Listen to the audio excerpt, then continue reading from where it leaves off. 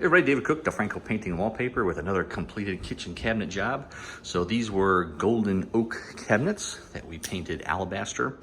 The customer just did an extra grain fill. You can still see that they're oak cabinets when you get closer to the doors. You can still see some of the grain that's on there. So you can kind of see when we're filling it in, just to kind of get rid of all the little nooks and crannies. They just wanted one coat so you didn't see all the little strings.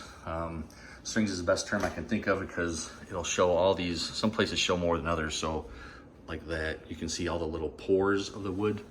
So she just wanted it to look better. So it wasn't so stringy or porous that you didn't see all the gaps on there. The handles they already had, we didn't replace any of those. So we did 2 coats of primer. We sanded in between each. We rolled the first coat, power sanded, sprayed the second coat, hand sanded, top coat sanded, top coat done. We did caulking along the crown. So it got caulked in there, it got caulked in there. And then some of the places where the cabinets came together had some gaps that these got caulked. The handles stayed the same. Hinges stayed the same as they were before. And again, it was just oak cabinets that we painted white. There's a better, you can kind of see on that door, this was an addition.